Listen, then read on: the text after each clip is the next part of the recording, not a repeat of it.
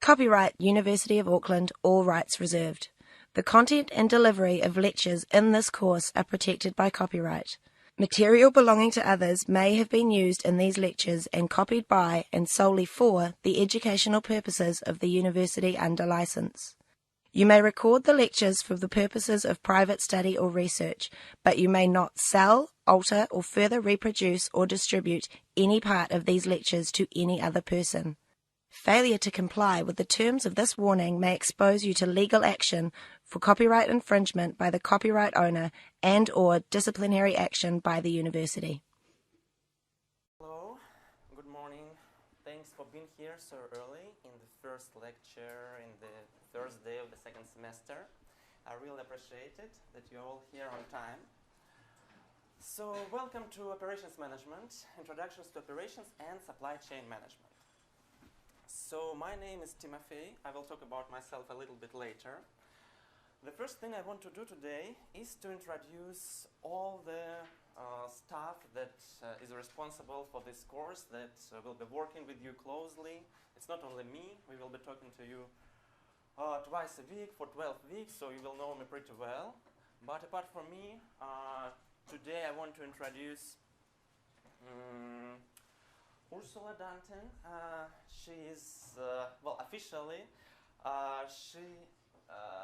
is not involved in this class, but she was responsible for Operations Management 255 for a long time and knows all the materials really well. So if you have any questions with respect to the lab sessions that we are going to have, so the sessions in the computer labs, so Ursula will be ready to help you with that.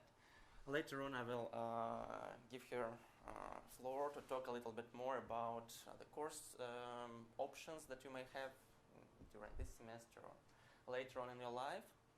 But your main responsibility for this term will be working with difficult lab questions. So having talked about Ursula, today we also have here our lab tutor, JC. So you will see JC pretty much every week during our lab sessions on Thursday. So I suppose you know that you have enrolled to one of the 3 slots for the lab sessions.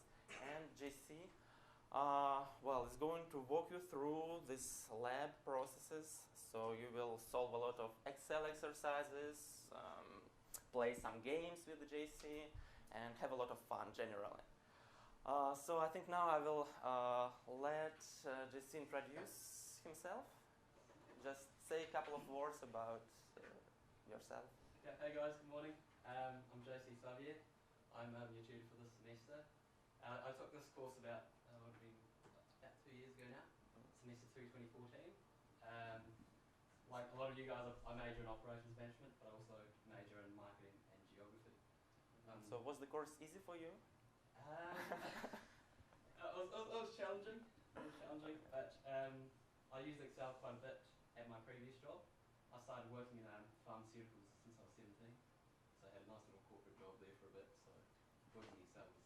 Well, it's good to hear that it was helpful. Yeah, it was super helpful. So it's not total waste of time. Yeah. Cool. Anyway, see you guys on Thursday. Cheers. Okay, thanks, JC. And Ursula, so probably I will give you the mic because you have some important things to talk about.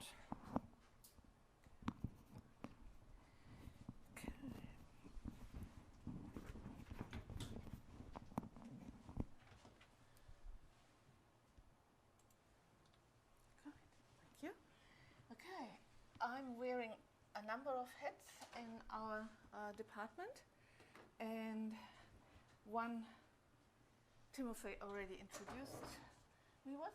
I'm your lab office hour help person this semester, so JC is still busy studying himself, so he will just take you through the standard lab classes, but if afterwards you still have any questions, then in the hour after the final lab stream on Thursdays, I will be there in Lab 1 and I will help you through if you got stuck and couldn't quite finish during your class, or you have any further questions where JC and our other lab helpers simply didn't get around to answer all your queries and show you everything.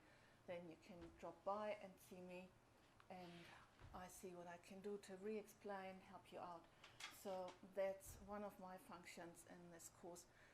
I'm also teaching myself the other parallel stage 2 course, Ops Management 258. I'm teaching there the lab sessions. So if you're also involved in parallel there, you would see me there tomorrow actually. And outside of teaching, I also am an advisor person, and that's now my function, that I'm here talking to you about your course options when you are going into stage 3, if you are here because you are doing an operations management major. Yeah? In the past, it has shown that people were a bit confused just looking at the course calendar on what the options really were and what it meant. So let's start with this course here, because it is actually a little bit hidden. It's not immediately obvious that it's an ops management major course, because it is called Infosys 345. Yeah? But it has an operations management stream, and so if you are doing operations management major, this course, the industry project, would be one of your choices to do in stage 3. So you just need to make sure that you have all the prerequisites completed before you apply for this course. The course only starts once, so it runs for a whole year. It's a very special course. So if you want to be considered for that course, if you are a good student, yeah, you need to have quite reasonable grades to even be considered. So if you think you are in that category of being a top student, then you need to make sure that you complete both Ops 255 and 258 this semester, because otherwise we would not even be able to consider you. If you want to know more, then later on in the semester, the current projects have their final exhibition towards the end of the semester. So there, I would strongly recommend you to go and have a look what this year's students have been doing, and you can also talk to them and get some better impression on how that course went for them and what they learned from it, to help you make up your mind really if you want to do it in the end. But you need to decide now in terms of your course choices. You are here in 255, so that would mean 258 you would have to have it completed by end of the semester. You would not allow to do it in parallel in the first semester while you're already doing the industry project course. So that's that one course. These are the general options that you also can see in our calendar, that all have the ops management prefix. And the interesting thing is that in essence you have two options depending on what your career interests are. So if you really want to do an operations management job after graduation, then you do need to do the full OM option, because only in Ops Management 371 and or in Ops Management 376 you actually learn the advanced hands-on skills. After you learned basic Excel with JC this semester, these two courses will prepare you properly for a job, for a career start in operations management. If, however, you are doing a double major and you are not intending to look for a job in operations management, but in whatever your other major is, a lot of people do marketing like JC, some people do it as a double major with accounting. So if you want to rather have a career in marketing or accounting, then you could consider to do the operations management major as what we call a complementary option, where you do not do the hardcore advanced analytical thinking and Excel spreadsheets work, but you are doing Infosys 321, which, note, even though it has that Infosys prefix, is also a full course into the operations management major. It builds onto Ops Management 258 around using IT to support processes, so that may be interesting, and it's not a too hard course. And the other course you could take is the Ops Management 357, which is project management, and that gives you a general a useful thing for any kind of career that you might be doing, and it's also not highly technically challenging. Yeah.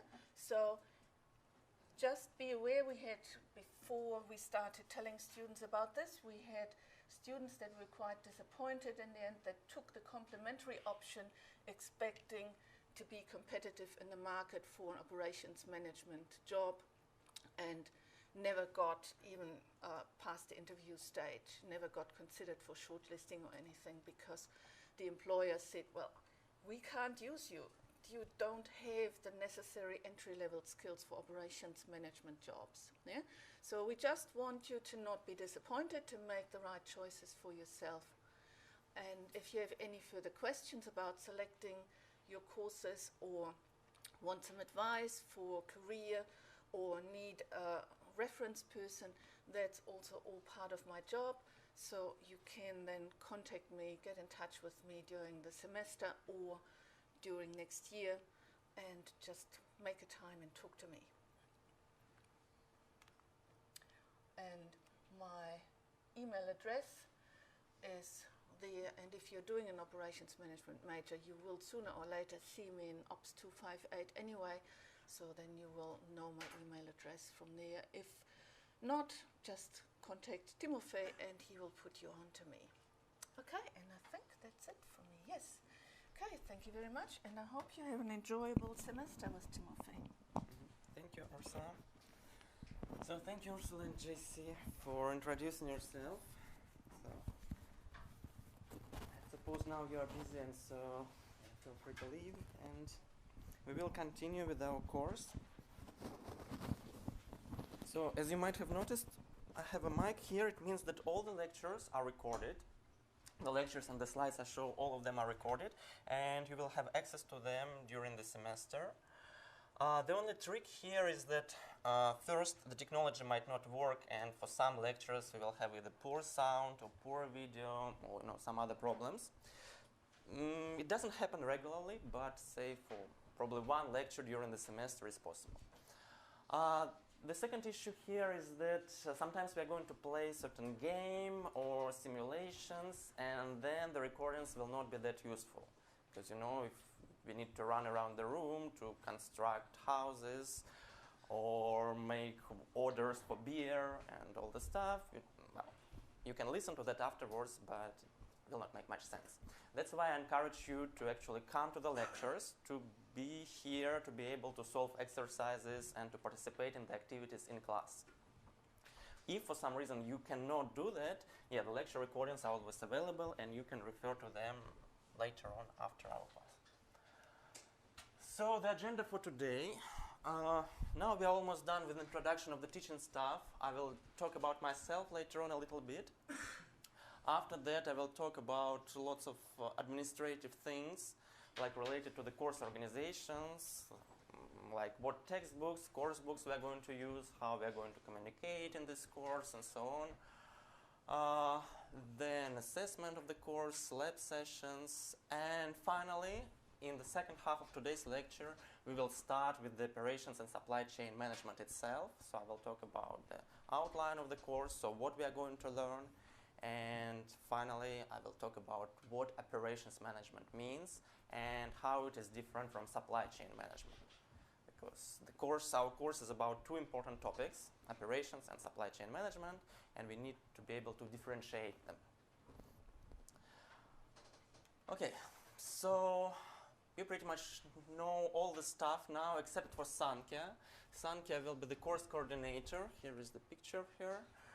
She is not able to be here today, but probably she will come later on to introduce herself. So if you have any questions related to course assessment or to the lab streams you are enrolled in, you can contact Sankhya for that. I'm responsible for the content of the course, for the content of the lectures, the labs, and so on. So a few words about myself. My name is Timofey. Originally, I'm Russian. I was living the most part of my life in St. Petersburg, Russia, and that's where I got my first degree. In fact, my background is very similar to what you are going to get. So my first degree was from Graduate School of Management, St. Petersburg State University. I was majoring in international management. That's not exactly what all of you are doing here, so a lot of you are majoring in operations, supply chain management, accounting, and so on. But still, I took all the courses related to management, including operations management. So actually, I took this class, it was like 11 or 12 years ago. The business school in St. Petersburg is actually quite similar in rankings to what we have here in Auckland. And the university is quite similar to what we have here, so actually I feel here almost like at home. So in St. Petersburg, you know, it was the capital for some time of the country, then it was not, but still it's one of the major cities in the country. So we have our viaduct bridge there, we have our old government house there, and pretty much all the stuff similar to what we have here in Auckland. So my background is kind of similar to what you have. So after I got my degree back in Russia in international management, I started working for KPMG. So for a couple of years I was at KPMG doing some projects, typically consulting projects, often related to tax consultancy, sometimes to operations management consultancy. And so I worked with industries, well, with a wide range of industries, from oil production, timber, to some high-tech production and so on. So there were lots of companies, and I got really interested in how business is organized. So at that moment of time, after being there for several years, I felt that probably what I was doing is not what I intend to do for the rest of my life, because it's just consulting, it's helping companies to perform better. But I wanted to understand the principles, how it works. So I wanted to go from particular cases of different companies to a bit higher level, a bit more abstract theoretical level, to understand the underlying principles behind how companies are working, how we can increase their performance, and how it can be beneficial for the society in general. Because, you know, if a company has lower costs, well, pretty much it means the lower price or more products, and, well, it's good for all of us. So that's what was my intention back then, and I decided to start a PhD. PhD in operations and supply chain management. It was, I guess, 7 years ago, no, 6 years ago, doesn't matter. And I was looking at a wide range of universities, so from Tsinghua University in Beijing to Trinity College in Dublin, so all over Eurasia. And I ended up at HEC Paris, or sometimes known as HEC Paris. So there I got my PhD in operations and supply chain management. It means that for 5 years I've been working on operations management, operations, supply chain management, new product development. I closely worked with lots of French companies there and actually completed my thesis. My thesis was about collaborative product development. It means when several companies in supply chain jointly develop a product. So for example, Boeing wants to develop a new aircraft, say Dreamliner, and they involve 1,000 different suppliers. So what is the best way to manage them?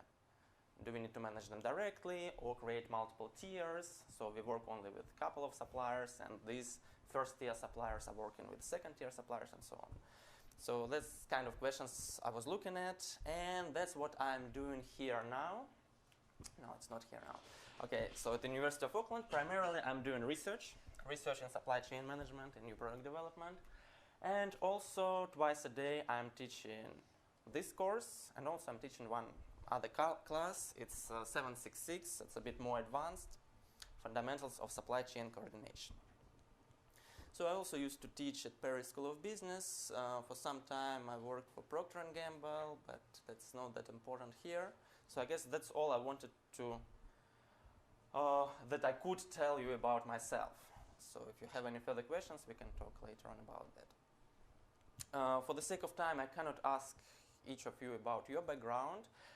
All I could do is to check it on the website, the enrollment list, the major you're doing. So I see that a lot of you are doing operations supply chain management major. Some of you are from different disciplines.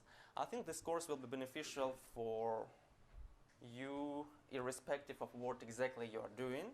And like in a couple of slides, I will explain why I think so. So at this moment, I just want to briefly say that in the end of this class, we will need to select 2 class representatives. So class representatives are, well, people who represent the class at the meetings with the administration of the university. Why is it good for you? Well, they serve pizza, free pizza during these meetings. But apart from that, you can voice any concerns that arise here during the class at that meetings. This class needs actually 2 class representatives. That's a mistake here. But the main thing is that it looks great on your CV. So if you're a class representative, you later on can put it on your CV. And when you're applying for a job, it's a definite plus. So the employers will see that you were actively involved in the university life and will hire you with high probability. So, but I will ask you about this in the end of the class. Just think about it. Who wants to be class representatives? I have 2 sign-up sheets here, and in the end of today's lecture, I will ask you to volunteer. So, about learning resources. So, how are we going to learn operations and supply chain management? The best thing you can do is to buy this course book. So it's available at the university bookstore, and I see that some of you have already bought it. It's not expensive, and it contains all the slides we are going to go through during this class. And I will be following the slides pretty closely. So it means that pretty much everything you see here on the screen, you will see in your course book. You can take notes here. There will be some exercises where you can just fill out the gaps. And it's really very handy, and it will help you to pass all the assignments, tests, exams, and so on. But basically, it's just the slides that you see here. If you think it's not necessary and you can just watch the video recordings later on, it's perfectly fine. So it's up to you. I would like also to recommend a textbook. This textbook is actually local. It's written by a New Zealand author, and well, it's a recommended textbook, so you don't have to buy it, but it covers 90% of the topics that we are talking here in class, and it will be also useful for you in Operations Management 258 if you are taking it. So 1 textbook for 2 courses. The textbook is local, so it's not as expensive as the textbooks which are printed in the United States or in Europe. And it's also available online.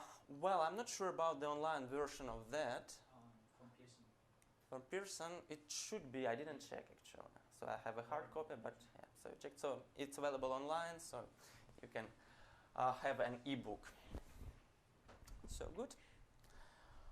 All other materials are going to be on Canvas, so I suppose you should all know how to use Canvas. I know that there are some exchange students who may be new to this technology, but overall it's just the software where you can log in with your password, and then you can see all the materials, and I saw that a lot of you have already explored Canvas in a lot of details.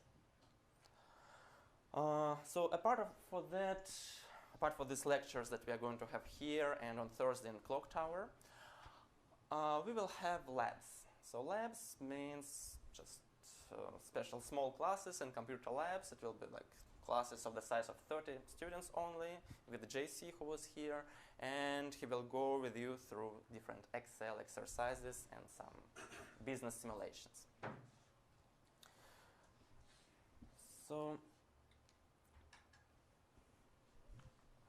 if you got any questions, and that's actually quite handy tool here. It's called Slido, or slido.com or slide.do. That's a website that allows you to ask questions actually during the lecture. So I know that some of you are not comfortable with raising your hand and asking a question to me directly, but what you can do instead, you can actually go to this website, slide.do/0255, that's the number of our course. Type your question there and it will appear on my laptop here. So basically I can probably show how it works. So these are our slides, and if you go to this website,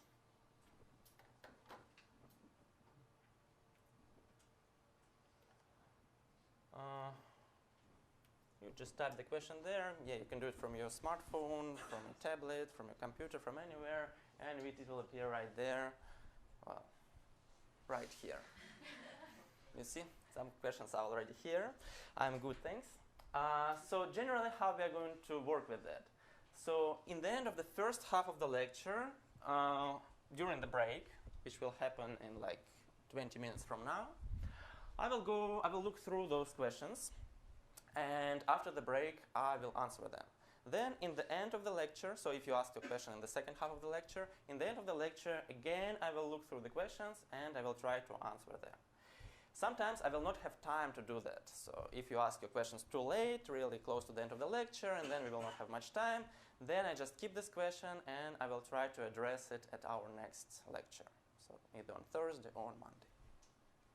But this is for the questions during the lecture. If you got some questions, concerns while studying at home, what I recommend you to do is to use Canvas, the primary source of communication with me, and I suggest that we use such a tool as Piazza. I know that some of you should have experience with that, so you just go to Piazza, you should probably enroll. I'm not sure how it's organized, probably just click OK or something like that. I see that 7 of you have already enrolled here. Not that much, taking into account that we have 82 students here. So if you got some questions, just enroll here to Piazza through Canvas, and then you will be able to ask any questions, to search for answers to these questions. I organize them in a way that you can classify them. So questions related to assignment 1, assignment 2, or general questions. You can just click on new post and ask whatever you want.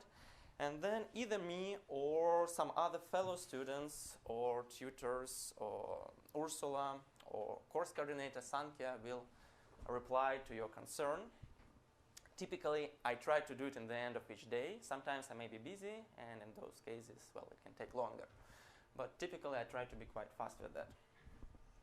So why did I choose to use Piazza? There was a particular reason, because you see, I could activate the discussion functions on Canvas, but unfortunately, it doesn't allow you to be anonymous. And I know that for some concerns, for some questions, I would prefer to be anonymous, and I suppose that you would prefer to be anonymous too, and that's why I use Piazza. So here you can choose to be anonymous, so you don't need to write your name. It's better if you do write, because, well, it facilitates the communication, but if you feel not comfortable with that, you can just choose to be anonymous, and then I will not see who actually asked the question or raised the concern. The only thing I ask you to do is not to abuse the tool, not to be too bully or to use inappropriate language. If you do so, I will have to delete your comment. Anyway, I will not have any intention or any way to figure out who was the author of the comment, so don't worry about that, but please be considerate. Okay. So what else do we have on Canvas? So during the lab sessions, you will need to access modules on Canvas, and then you will see all the labs there, a bit lower here. Lab 1, Lab 2, you will load all the materials, and then you will solve the exercises and so on. So that's during the lab session. At home, mostly you will need to look either at the reading list. So there are some recommended readings for each lecture. Again, I will not check if you read it or not, but it's good if you do, because it facilitates your learning and it will help a lot with your assignments and improve your performance. Well, and then you can explore all other options, so they're pretty much all intuitive, and I guess there will be no problem for you working there on Canvas. So now let's come back here. So again, if you have any questions, you can raise your hand or you can ask it online. So as for course assessments, that's quite complicated. We have a lot of activities during this class. So first, your participation in the lab sessions will be rewarded. So you can attend, well, we will have actually 10 labs. If you attend at least 8 of them, you are going to get 8% of the total mark. For some labs, it's not enough to attend them, but for some labs, you will need to submit some result of your work, so after the lab is over, or to prepare to the lab. So to prepare some file, some exercise before the lab and submit it on Canvas. Again, you can see all of that in your Canvas interface. Just go to modules and you will see that. And you need to get a tick for 8 labs, and then you get the maximum mark. You can skip 2 labs. It's not recommended, but I understand that you might get sick or be busy, or not be able to attend lab and for particular reason, and so we don't penalize you for missing up to 2 labs during the semester. Then we will have some assignments. So we'll have actually 2 different assignments. Assignment 1 and assignment 2. All the due dates are on Canvas. I will talk about the assignments later on, closer to the day when you need to start doing that. We will have midterm test. There is no way we can postpone it or change it, so the timing is already fixed. It will be on the 22nd of August during normal lecture time, so it will be Monday from 9 to 11 a.m. And there will be a group project. So again, I will talk a bit later about it. Like overall, it will be projects where you need to form a group of 3 people and then deliver a report and a presentation. We will have another assignment and the final exam at the end. Really like the timeline.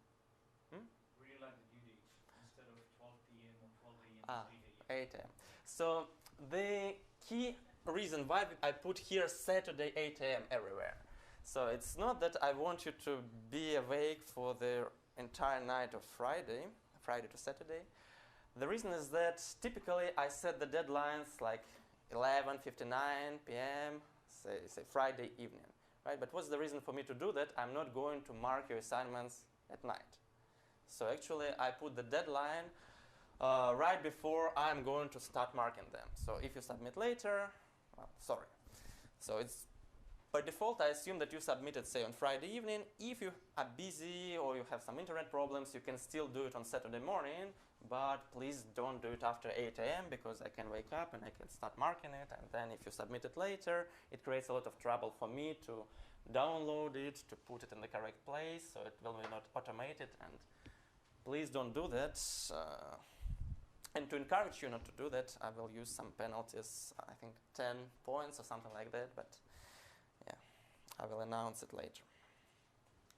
So as for work expectations, typically a student spends around 10 hours per week on this class. So it's 3 hours of lectures, 1 hour of labs, and 6 hours of working on assignments, reading textbook, course book, listening to video recordings, and all the related stuff. So you can do less, of course, you can do more, it's up to you. This is just kind of the average number that we got from the past observations. Okay, so now about the assignments. The first assignment, actually you will be able to start doing it right after the end of today's lecture. So this is mainly qualitative assignments, so the purpose of it is to make you aware of the topics we are going to talk about. So today we'll introduce them, but this assignment will just ask you to think more about each of them. Say there will be a topic of, well, I will talk about topics a bit later on. But it's not that difficult, but it just requires you to sit there and think about it and to write your answers. It's not difficult, but it takes time, that's true. But it's good to do it in the beginning of the semester, because then you have the right mindset for the rest of the semester, so you know all the topics we are going to talk about, and it will be much easier for you. Well, you can say that 8% is not much, because, well, for the assignment just 8%. Why only 8%? Well, one reason is that, well, 8% actually is quite a lot if you think about the final mark. But one reason for that is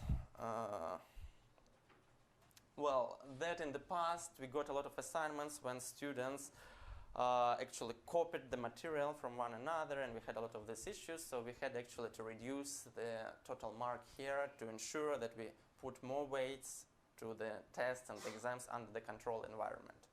So that was the main motivation for that. And generally, this assignment, I think the mark of 8% is quite fair.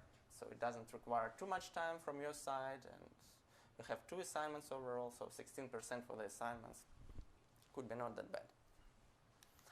So assignment 2, it will be later on in the second half of the semester. It will be quantitative, so mainly Excel work, so solve some exercises in Excel.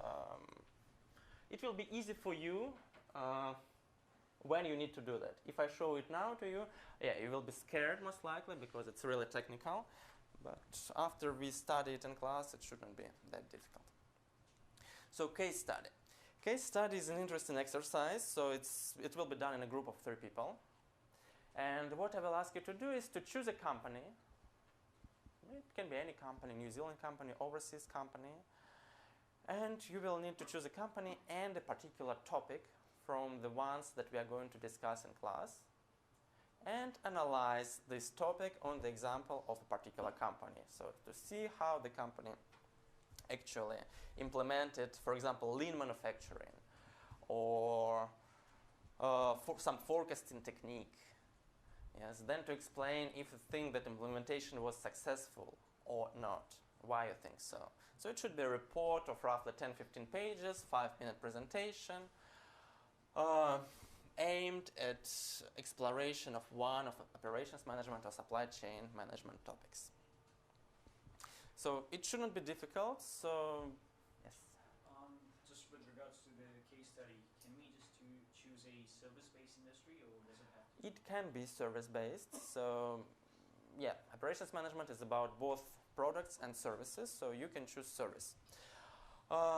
This assignment in this class is quite easy because we don't ask you to go for primary sources, so you don't really need to conduct interviews with employees of the company or to collect any data yourself firsthand. So in this course, we will be asking you to use secondary sources, basically to go online, to search databases on the library website, to search some open information that you can get from newspapers and so on. And based on this information, you will need to prepare your report. Later on in the classes, say in year 3, in some classes, well, mostly in year 3, yes, you will have projects where you need to collect the information yourself. Here it's a bit easier, so it's just information from open sources. Okay. So apart from that, we will have a test, midterm test. Just it will take roughly 1.5 hours during normal lecture time. It will test all the materials that we are going to cover in the first half of the lecture, of the semester. And then the exam, it will be, well, you can actually see the examples of the exam just on the library webpage.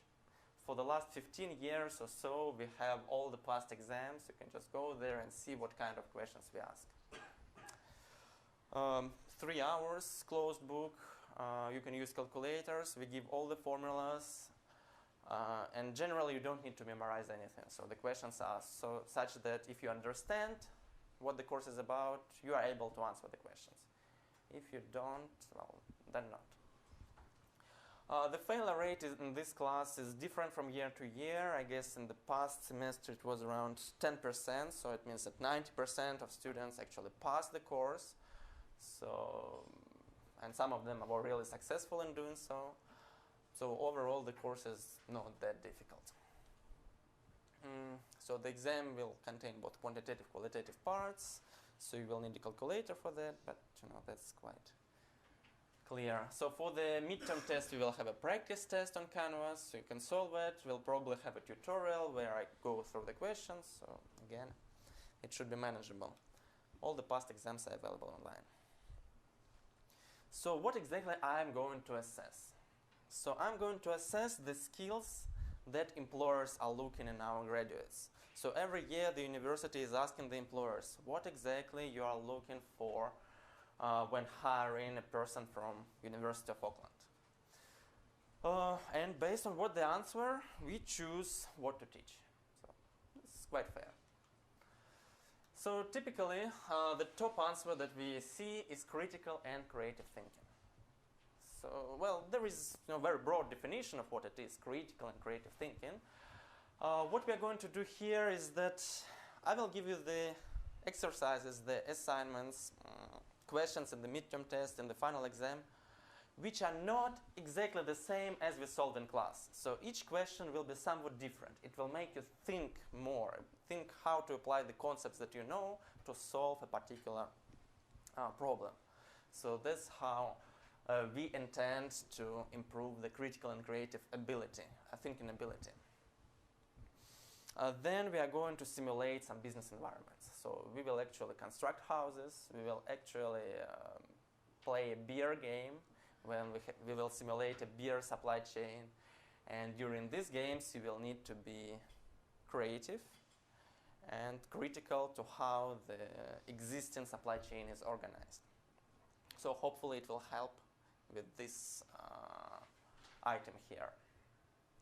So the second thing is research and analysis. So you need to be able to research, so to find the information necessary to answer a particular question.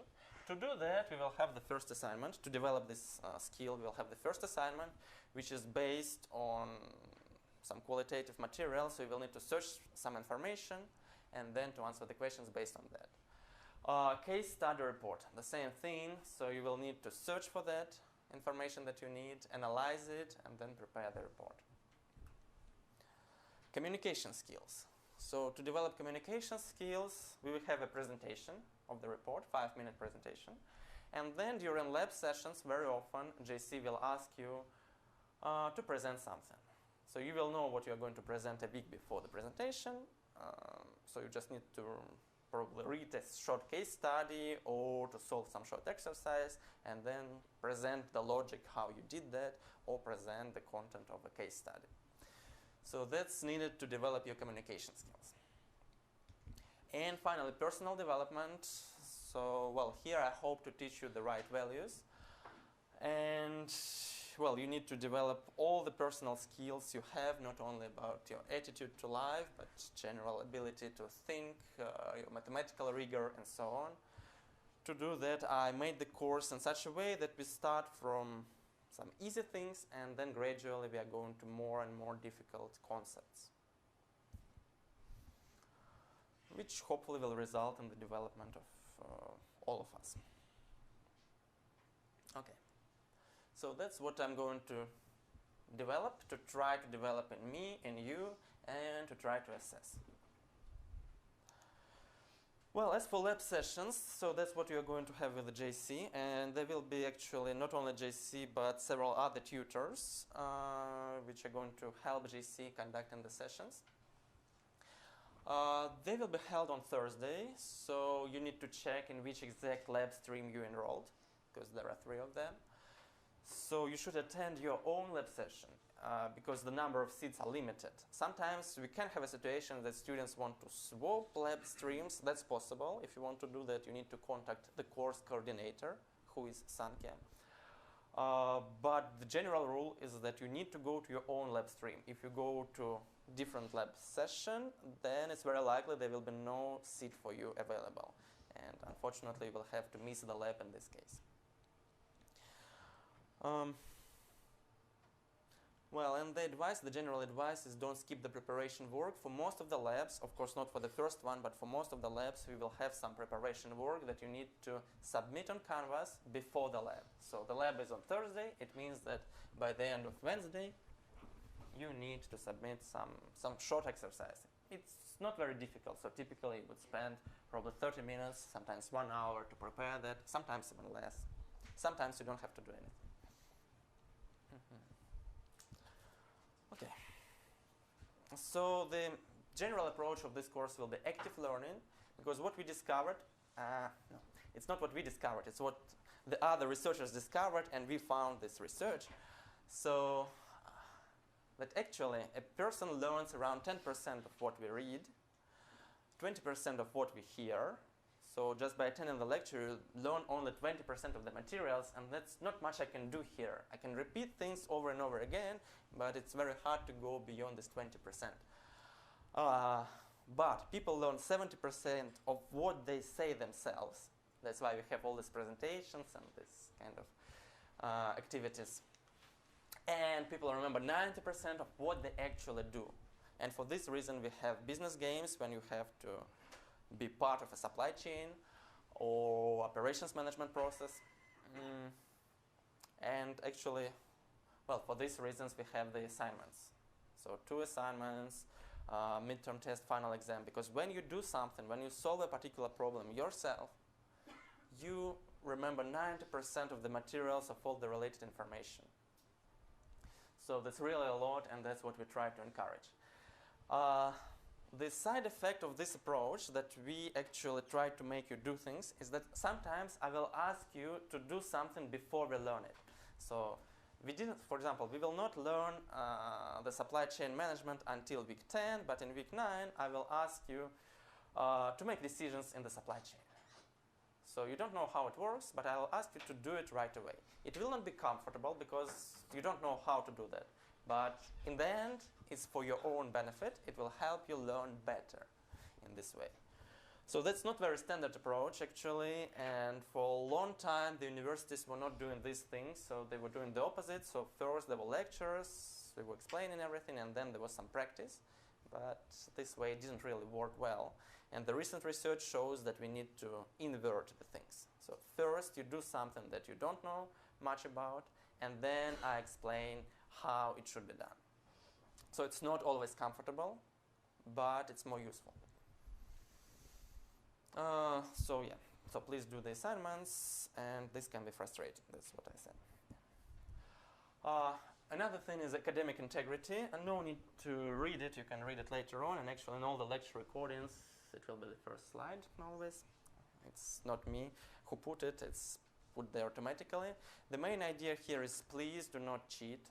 So we encourage you to collaborate. So when you have an assignment, we encourage you to meet in groups and to discuss how to solve this assignment. But then when you write the answer, don't just copy-paste from each other. I think you understand the reason, because this way you don't learn much. As you saw in the previous slide, if you just say hear or discuss, you learn much less than if you do it yourself.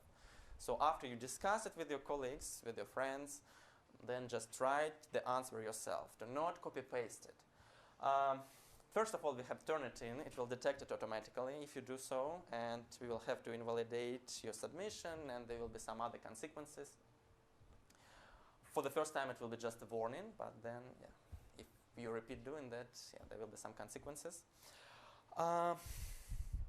So don't try to use special software, because in the previous semester, several students used the software that just changes all the words to their synonyms, so that the Turnitin does not pick it up.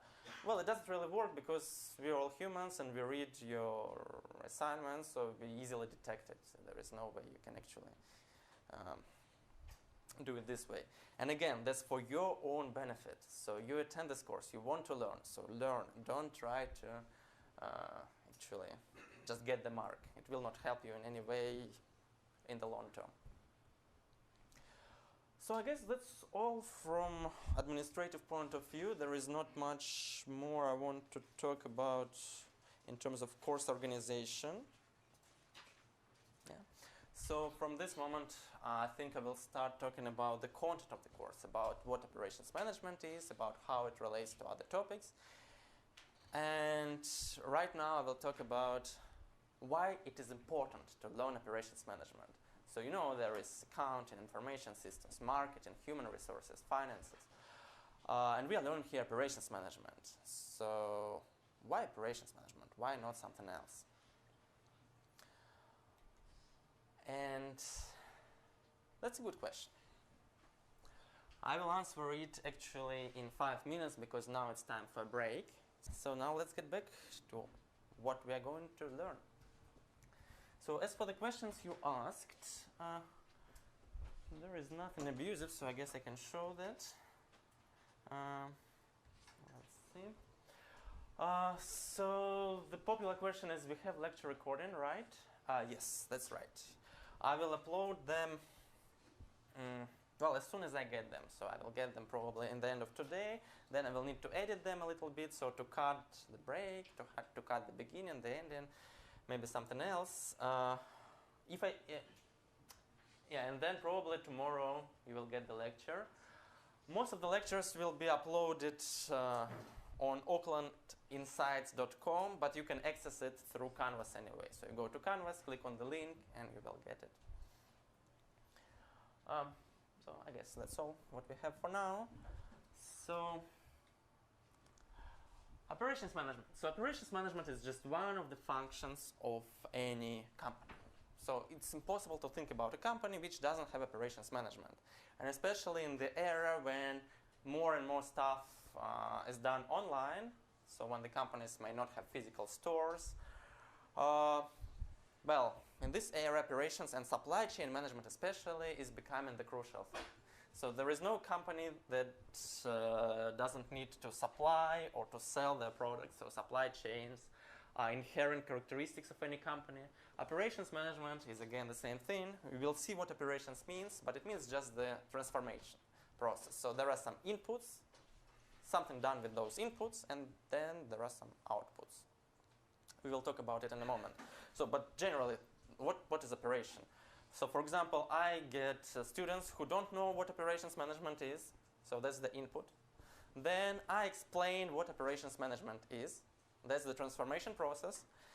And then I get as the output the students who know the meaning of operations management. So that's operation. Operation is transformation of input into output.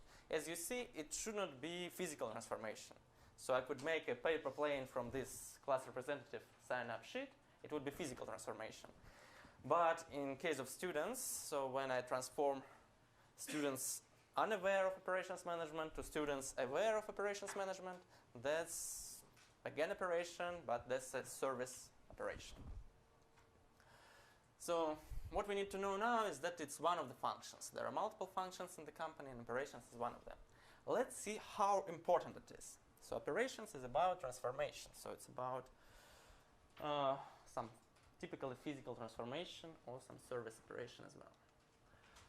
So on this slide, I wanted to show you the income statement of Fonterra. So I suppose that most of you, especially those from New Zealand, know what Fonterra is. This is the cooperative, which main activity is manufacturing of milk, especially of milk powder, and then exporting it all over the world. So that's quite a big company. As you see, its revenue last year was almost 19 billion New Zealand dollars. That's quite a lot. So if you took some courses on finance or some general introduction to business, like Infosys 110, you should know how it looks like. So we have revenue, we have then cost of goods sold here, like $15 billion, some other expenses, so related to various stuff. And the total operating profit is actually the sum of all of them in this case. If you see something in the brackets, it means it's a negative number. So the total operating profit was actually 900 million, which is not bad. Then there are some other incomes, like finance incomes, finance cost. So profit before tax, tax, profit after tax. So typical income statement. Why do I show it to you? So there is a reason. So let's consider two scenarios. So first, assume that next year Fonterra will increase their sales by 10%.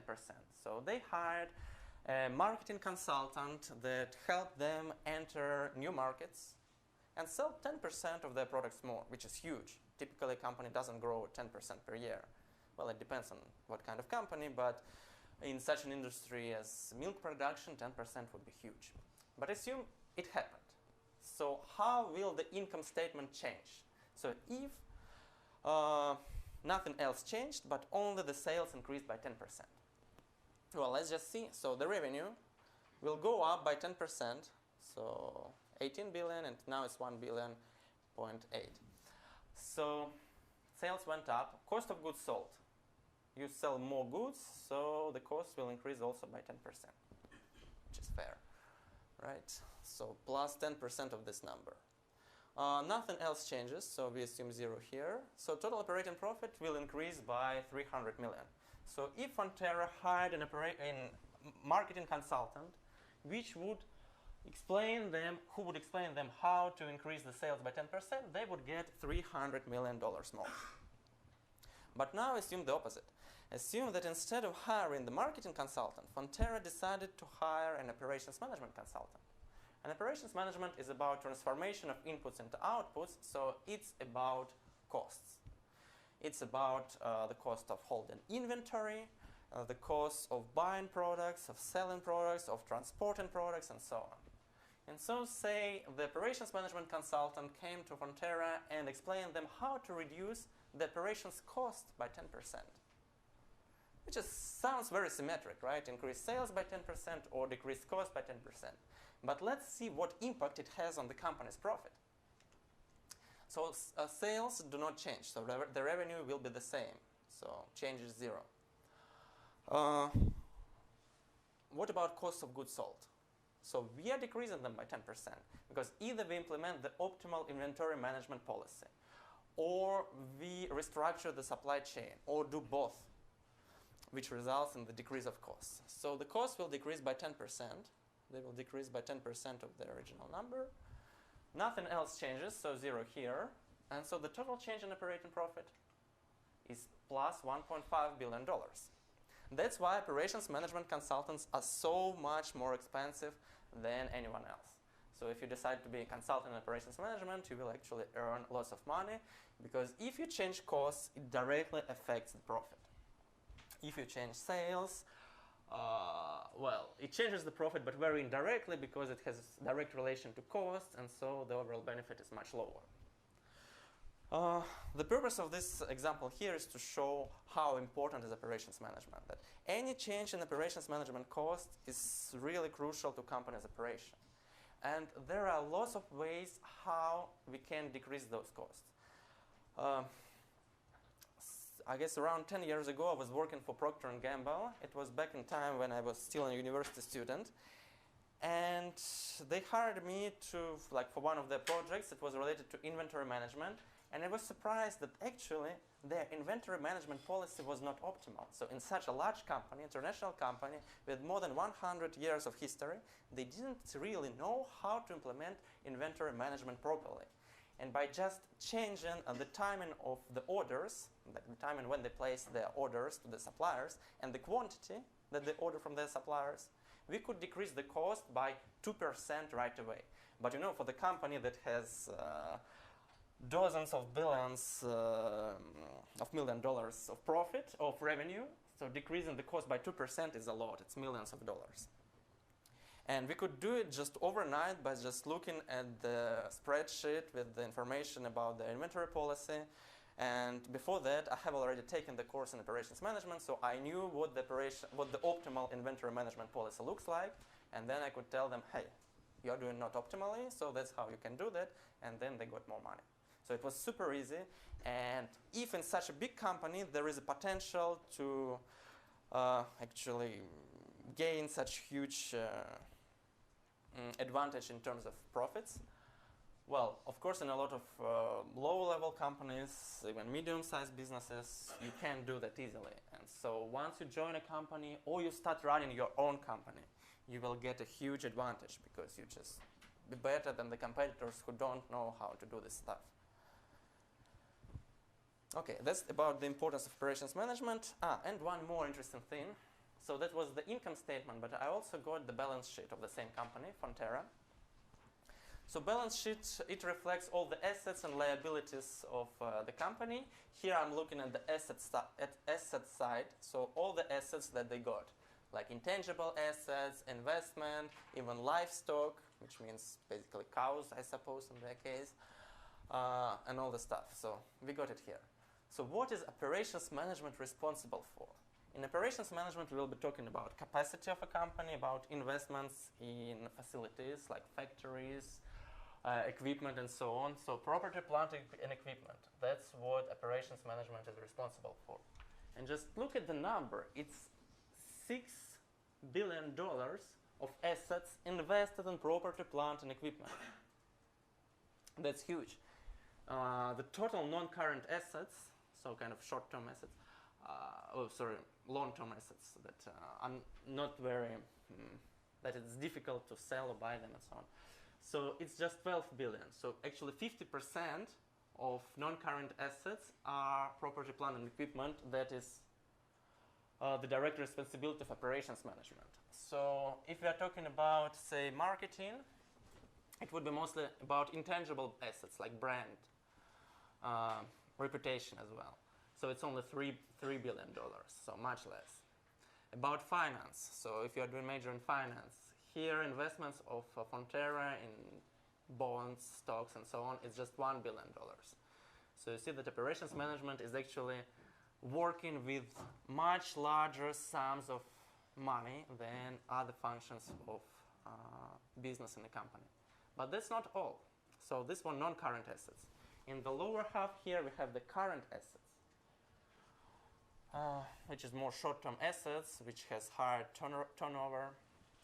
And inventory management is part of what we are going to learn in this class. So inventories, they are $3 billion, which is half of the total current assets.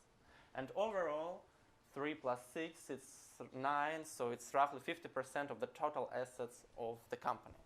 So in such a huge company as Fonterra, 50% of their overall assets are related to what we are going to learn in this class. So we are going to learn how to manage inventories, we are going to learn how to manage property, plant, and equipment, and we are going to learn many more stuff, which I didn't show on this slide because the information here is quite aggregate, so I couldn't decompose it into subcategories. But we will be learning lots of related stuff, and overall, after completing this course, you will know how to manage more than 50% of all Fonterra's assets. In other industries, for example, retailing, it will be even a higher number, around 90%, because in retailing, almost all the assets are inventories. Supermarkets, they're buying products and they're selling products, so they don't really need that much property, plant, and equipment. They just need the retail facilities. And almost all their balance sheet, all the assets in their balance sheet will be here in the inventories category. So in some other companies, especially related to service operations, this number can be lower, but it doesn't mean it's not important. So even if you deal with 30% of overall company's assets, it's huge. Yeah. But in most companies, yeah, operations management is pretty much about everything, about the from 50 to 90% of the overall assets, which is a lot. Okay. So why should you study operation management? I think that's pretty much clear by this time. So first it's interesting, then it's a good job, which is quite highly paid. In New Zealand, in international markets, say in the US, pretty much everywhere all over the world, now there is high demand for operations management, and it's going to increase actually, because at this stage the operations management is kind of new major, well, relative to marketing and others, and a lot of companies still do not understand what operations managers do, but we see how this understanding is, how this awareness is growing from year to year, and by the time you're going to graduate, the demand for operations management specialists will be much higher. When I'm talking about operations management, I'm also talking about supply chain management. That's two very related disciplines. We will see how they're related in a moment. But just for short, sometimes I will not talk about operations and supply chain management. I will call it just operations management. But I'm referring to both disciplines.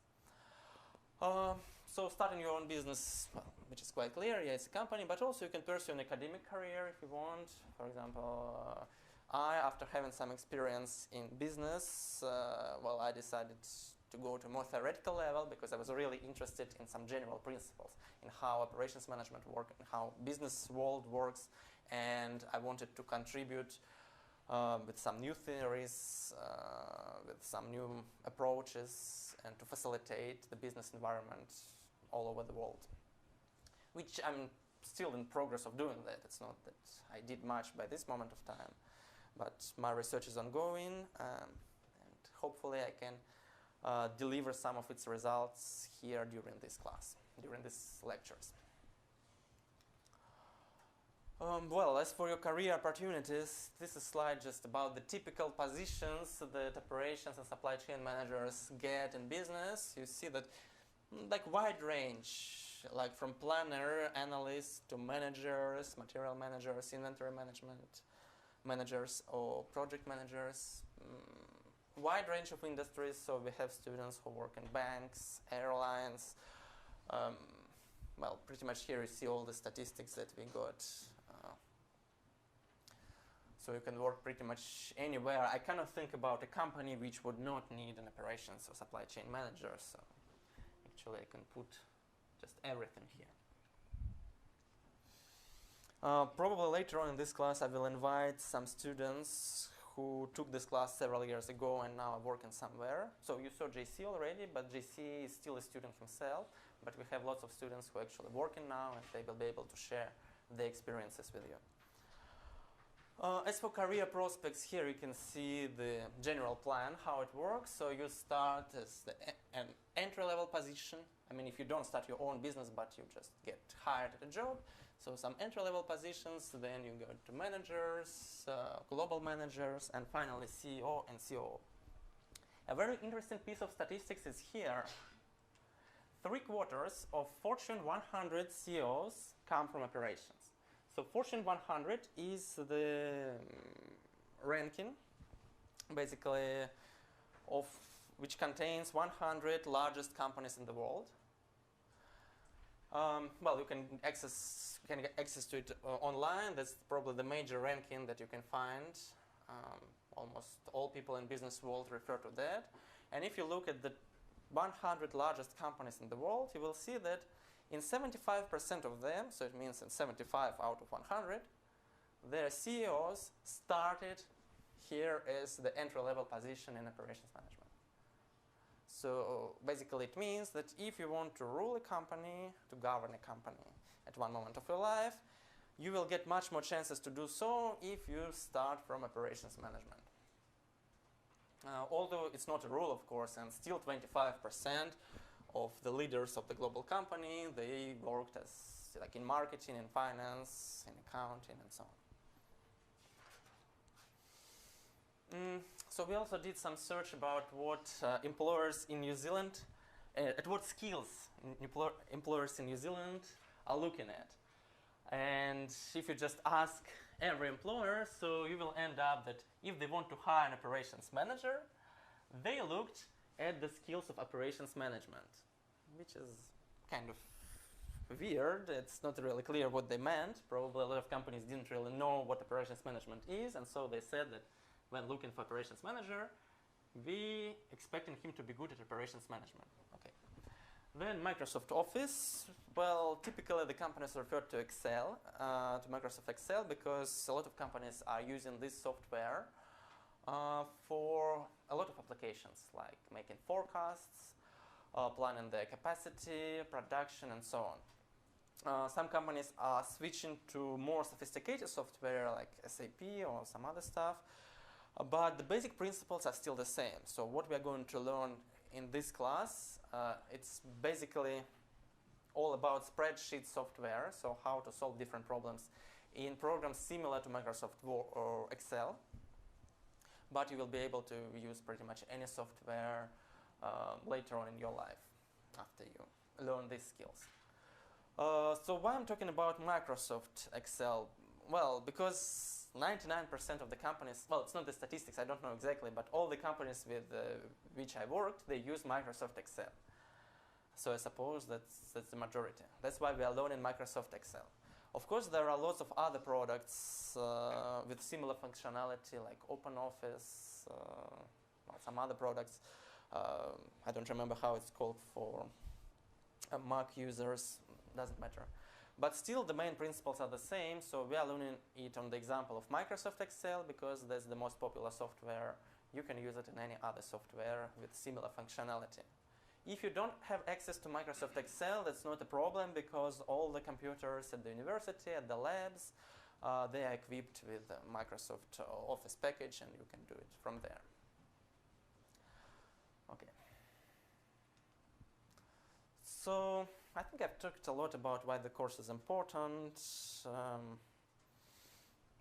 Because if you are doing this major, you already know why it is important. If you are doing some other major, marketing, accounting, or like conjoint degree with some other faculty, it's still useful to learn operations management because you will get a different perspective on how the companies work, how they operate. The interesting trend is that the functional silos are tending to disappear. So for a long time in the company's operations management department was separate from marketing department, was separate from accounting department, but now it's less and less common.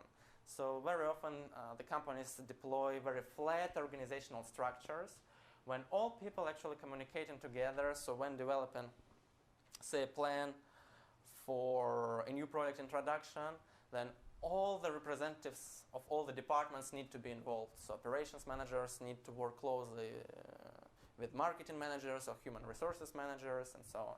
So if your major is in a different discipline, it's still important to understand what operations management is doing and supply chain management as well.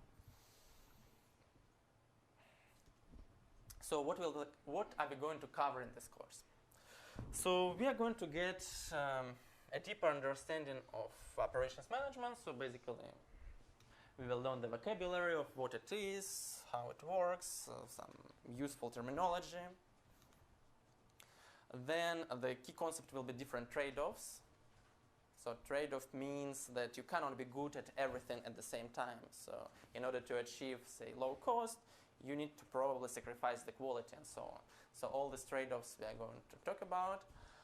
And what's more important is that we are going to learn specific tools, how to manage operations management. So there will be different topics. We will have 9 different topics, from forecasting to supply chain coordination. And for each of them, we will learn some specific mechanisms how to make optimal decisions. So what you are going to achieve in the end. So assume now week 12 is over, or you passed the exam. So what will you have at that moment of time? So in the end of this course, you should be able to actually explain why operations management is important. Then you will be able to identify the problems related to operations supply chain management.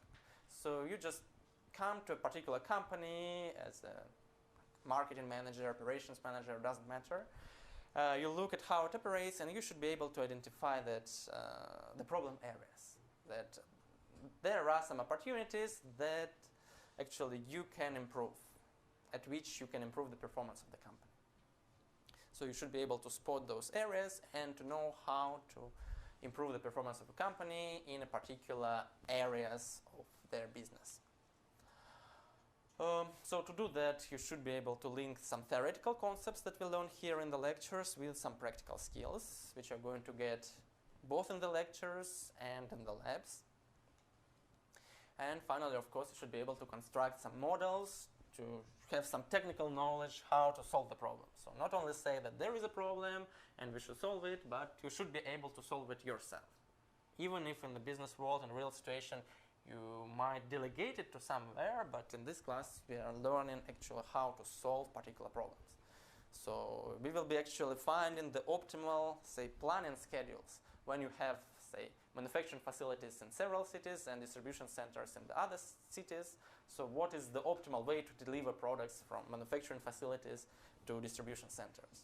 So that sounds like a low-level job, but actually there is a lot of science behind it.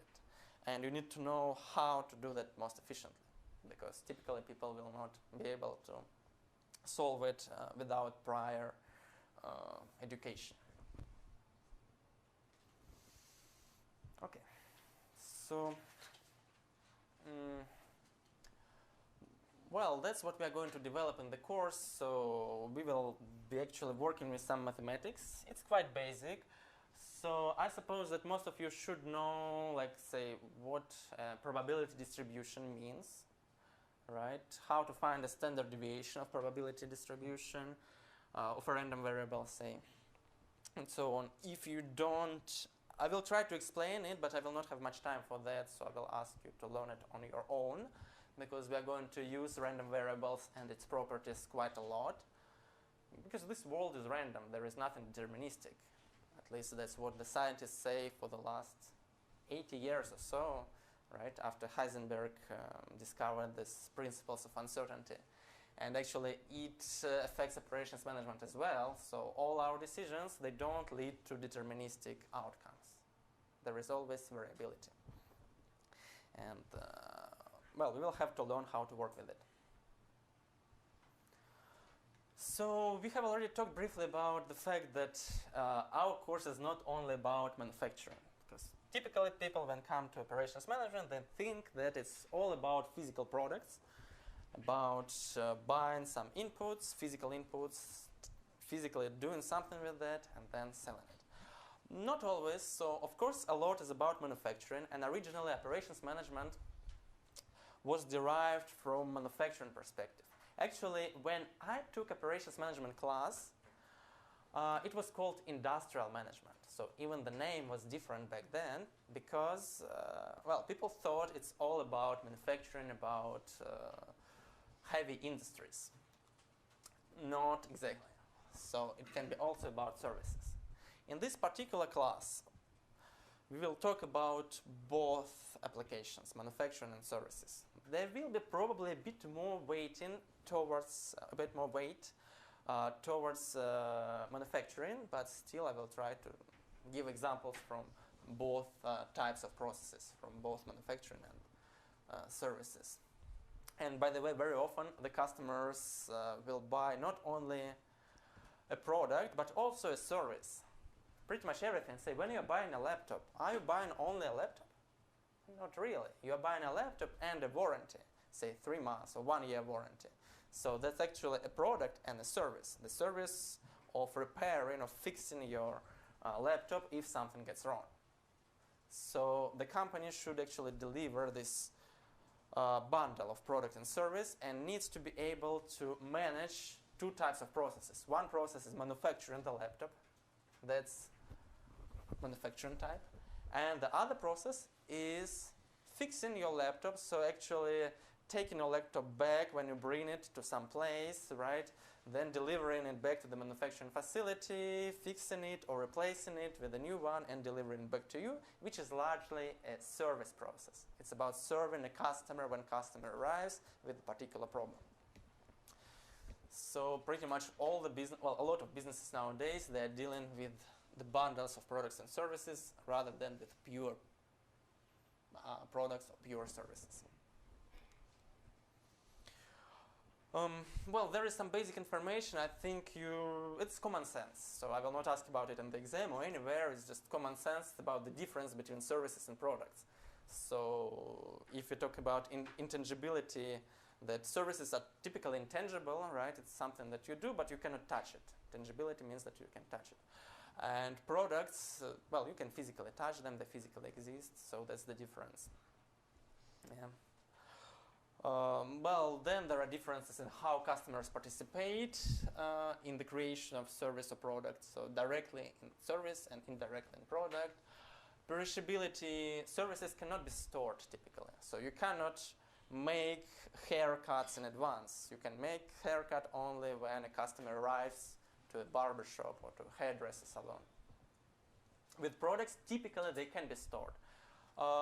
Not always. For example, if you are making milk, fresh milk, well, what's the lifespan?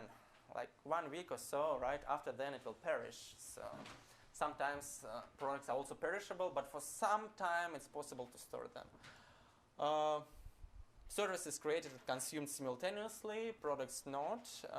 Heterogeneity, which means that all services are different from each other, so each haircut will be different from each previous haircut, even though the name will be the same, but the exact technique of making it can be a bit different. And products, they will be more homogeneous, so more similar to each other. So if you're producing laptops, each laptop will be pretty much exactly the same as any other laptop, with very small variations. Of course, it's impossible to create two identical things, but the differences for most of the cases will be not noticeable. So services and products share a lot in common, of course. So how to measure if a product or a service is sufficiently of high quality? You just check the customer satisfaction, right? So that's the main commonality. Well, and there are lots of other things, dimensions in which products and services are similar to each other. So they all require demand forecasting, process and product design, and so on. So I will not go through all of them. It's really common sense. I'm pretty sure we're all able to understand that. That's not essential knowledge for operations management, just good that you know how it works. Yeah. So as for operations management, so what is it about? So it's about designing, managing, it's about improving business processes. So we are not talking about designing of a product. It's not exactly operations management. So how to design this table? Should it be blue or green, or should it be round or something? That's design of product, that's not operations management. Operations management is about how to build this table. Should we construct an assembly line to build this table and then manufacture millions of tables? Or maybe it should be more like a job shop when people are sitting around and they are actually carving the table. So this is the type of questions that operations management is about. So there are some examples. For example, operations management will be talking about where and how much inventory to keep. But operations management is not going to answer the question, how thick must the door panel be? So that's more engineering. Yeah. Operations management will talk about how many call center operators should we hire if it's a call center. But of course, operations management is not about what questions should we put on this customer response form, because this is more marketing. So operations management is largely about processes. So now let's have a visual representation of what operations management is. It'll be on the next slide. So the ultimate goal, yes, is to match supply and demand, but we will talk about it later. So there are different hot concepts in operations management. They're very popular, just in time, total quality management. We will talk about them during this course. At this moment, you don't need to know what they mean, but I show it here for a simple purpose, because you might have heard about a lot of them, and if you see what you heard here on this slide, it means that we are going to cover it in the course. If you have never heard about something like Enterprise Resource Planning System or Six Sigma, not a problem. You're not supposed to do that before the class. So what is an operation? So as I said, we have some inputs and resources. So some materials, some information, customers, facilities, stuff. So everything like can be raw materials. It can be already finished product. And then we need to do something with it. There should be a transformation process. So transformation process can be very different. So if you're talking about services, it can be education, it can be treatment of patients in hospitals. It can be pretty much any transformation you can think about. It can be transformation of a location. So for example, you buy a product overseas, you bring it here, you don't change anything with the product itself, but you change the location of the product. This will be a transformation process in terms of relocating of the product, and it still counts, it's still an operation. And then as the output, you will have output product and services, so something that you deliver to your customer. So the customer can be another company, it can be a person who buys it, it can be a different department within one single company, it's all possible. And now what's the difference between operations management and supply chain management? So operations management is dealing with transformation process when it happens within one organization. So there is a company here, somewhere in this box, that bought materials, inputs, resources, etc. They purchased them, they did something, and then they sold them. So just one company doing all the stuff. However, if transformation process is shared between several companies, that's more like a supply chain management.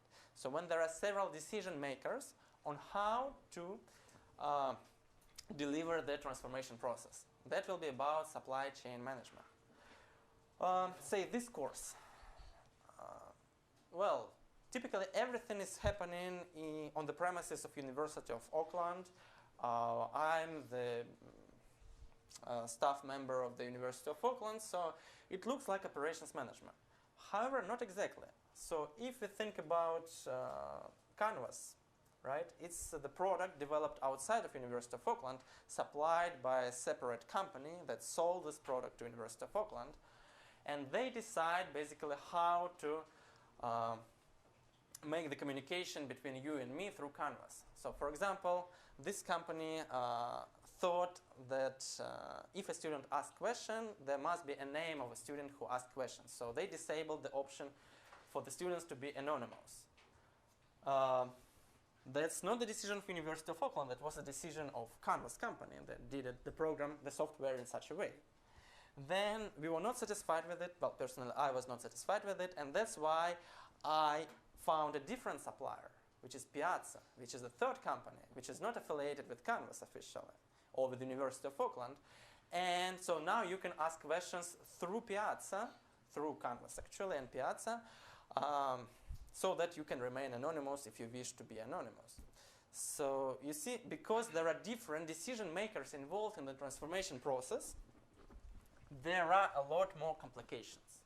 So overall, everything is similar. We have students as inputs, then operations management specialists as outputs, but in the transformation process, we have already 3 companies involved. University of Auckland, Canvas, Piazza. Well, there are actually many more companies I'm not talking about now.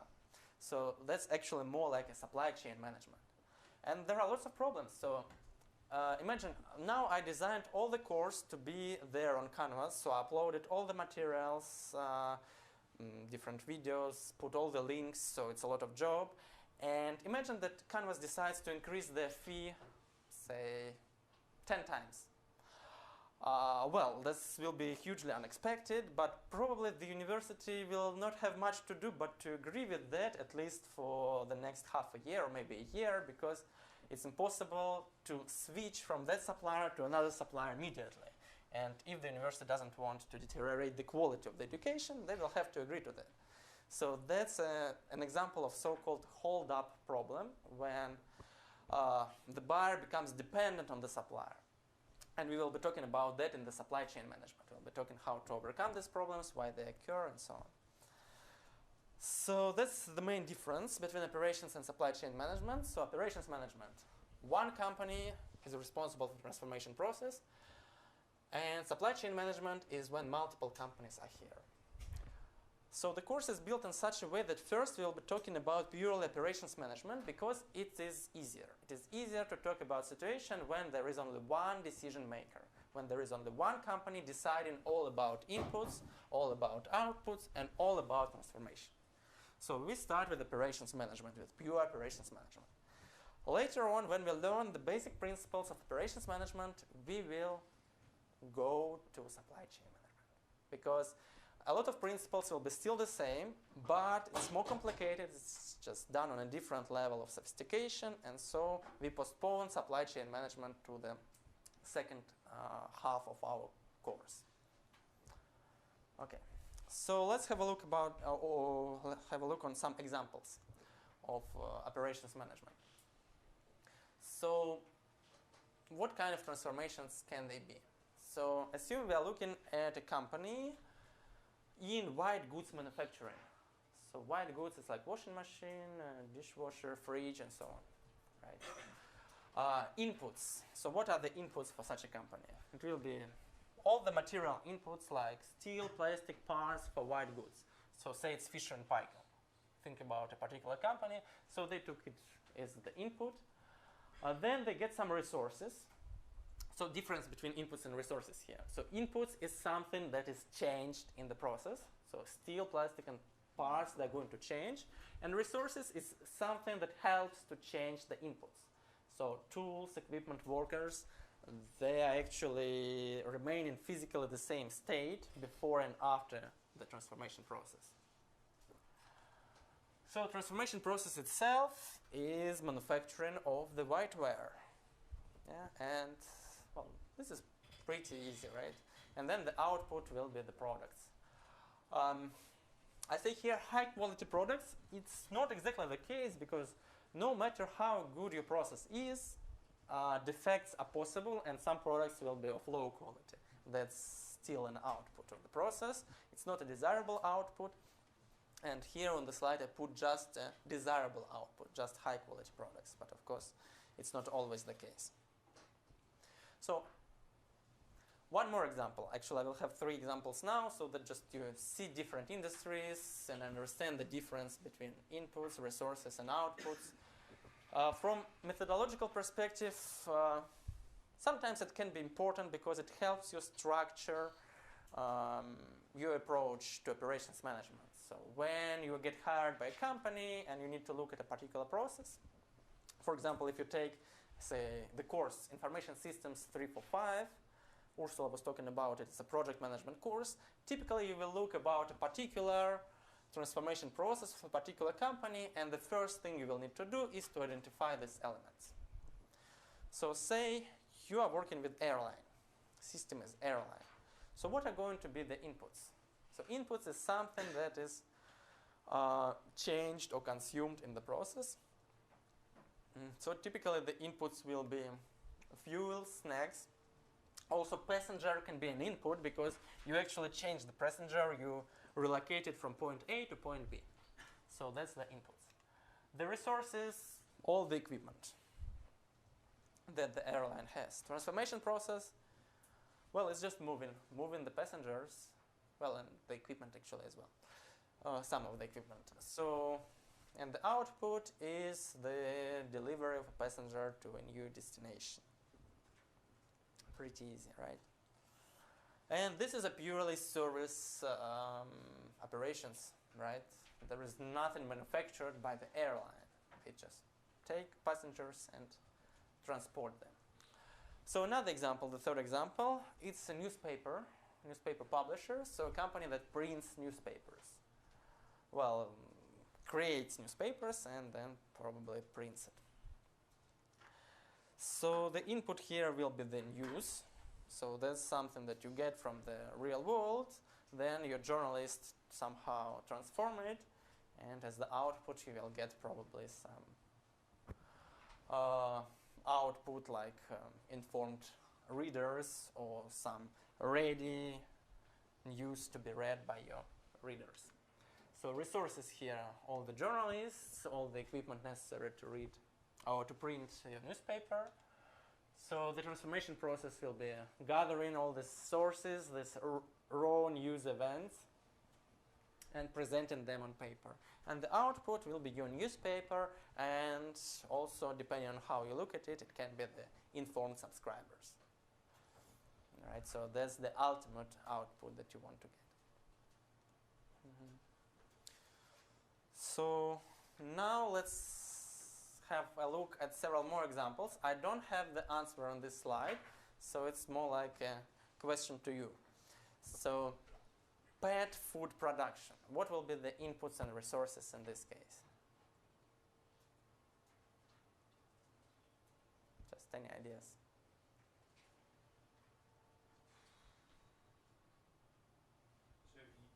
Yeah, sorry. Okay, start with you. Right, meat, they're going to be consumed. Cans, where you put the food, right? So do you have something to add? I was just going to pose a question. What would be the ideal way, in your terms, how would you define, how do you differentiate between input and resources? Right now I'm just kind of like thinking... Yeah, it's very close because you take both inputs and resources and they're both necessary for transformation process. The easy way to differentiate them is that inputs is something that is changed, that is transformed physically. So meat and cans, they're going to be transformed because meat will be probably cut in pieces, cans will be sealed, there will be some label put on it, so they're going to physically change during the process. These are the inputs. And resources, This is everything that helps you transform the inputs. So the workers that actually seal the cans or the machine that seal those cans, this will be the resource. Basically, the chef in this case would be a resource. The chef will be a resource, right? The chef that creates the recipes for this pet food, yeah, it will be a resource, right? Then the output, well, it's clear it's pet food, right? It's cans or some bags with pet food, depending on how you package it. So if we are talking about bar that serves hamburgers, hamburger bar. So what will be the inputs and resources here? The meat patties, the inputs, the burger buns, Right. all the stuff will be the inputs. Inputs. Exactly. So that's one way of looking at it. So if we are talking about food that we are going to serve, these are the inputs like meat, buns, and all the stuff. But we're also delivering a service. So this is a restaurant. So we create some food, but we also serve it to the customers. All right. So we can have a look from a different perspective, because here we're talking about kind of bundle of product and service, which is very close to each other. It's very hard to separate. So in the case of hamburger bar, apart from this physical food, raw food that we have, we will have hungry customers that are coming to our bar. And this is also an input, because we get clients who want to get some food, and this is the input. They physically come into our bar, and we change their state by providing food to them, and so the output will be the satisfied customers, the customers who are full. Customers who are no longer hungry. They're no longer hungry, right? So we change the physical state of a customer.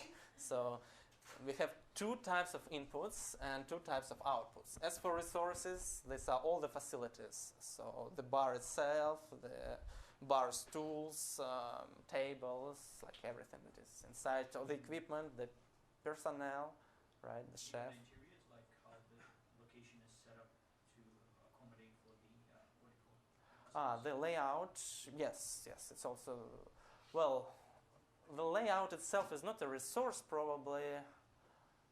It's hard to say actually, I don't even know how to classify it. Yeah, we can say that it's a resource because if the layout is different, then it can make our process less efficient, right? So, yeah. If it is like a dining bar or a takeaway bar. Yeah, the layout will be different, right? So trucking company, so this is mostly about services. So say we are transporting furniture, for example. So what will be the input? Furniture to be moved. Yes, furniture that needs to be moved, and then the resource is the truck and the truck driver, and probably the dispatcher that coordinates the truck movement on the road.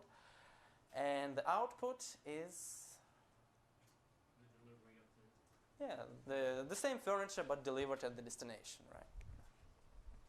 So that's good. Accounting firm. So the firm that basically takes care of another firm's accounts, that audits it and so on. So what will be the inputs here? journals and ledgers, so Mhm. the accounting records. Yeah, accounting records, different journal entries, right? Like pretty much all the operations that the company does in the financial form, right? Then what else? The resources. CAs, accountants, Yeah, accountants, all the software that we have, PCs, like all this stuff. Zero. Hmm? Zero would be a resource as well. Zip. The accounting software, Zero. Yes, the software will be a resource as well, of course. Then the output is the pretty much financial statements. So if our objective was to prepare income statement, a balance sheet, cash flow statement, this will be the output. It can be the audit report if we also had to audit another company. So that's the output. Hospital. So the inputs to the hospital. Patients, yes. So it can be anyone who needs treatment or who thinks that they need a treatment. Resources. Doctors, nurses, beds, like all the medicines, drugs that they have there. So the outputs, the desirable output is healthy patient, but of course the real output can be pretty much anything. So sometimes it's impossible to cure a patient, then yeah. It just depends what the response is for the doctor. Is it, oh, I'm sorry, or congratulations? Yeah, basically yes. There are two different outputs depending on what the doctor thinks. And furniture store, that's a typical retail business. So we don't not manufacturing furniture, but we are buying it. So the input is in a furniture store. We're not manufacturing, Not manufacturing, just assume not manufacturing. So we're just buying it. So it's the furniture that we buy, right? And then the resources. Resources would be the salesperson that is going to sell the furniture to the customers. Yes, so the salesperson, right, the facilities of the retail store, and the output will be the sold furniture, right? So these are the typical inputs, outputs of different industries. So I suppose now it should be clear how it works, right? So it looks like you are all on the same page. You understand how it works.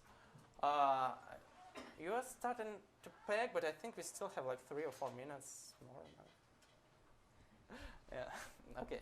So just the last thing I want to say today is that the next lecture will be on Thursday, and in the next lecture we'll be actually looking at what we are going to learn in this class. We will have 9 different topics. We will be talking about that. And we will talk about strategy. So that's the first topic that we are going to cover next time. And after that, you will be able to solve your first assignment. Now, I will encourage you just to go on Canvas and have a look about how the first assignment is structured. And if you get any questions about the first assignment, you will have the opportunity to ask it during our next lecture on Thursday. So thanks for being here, and see you on Thursday.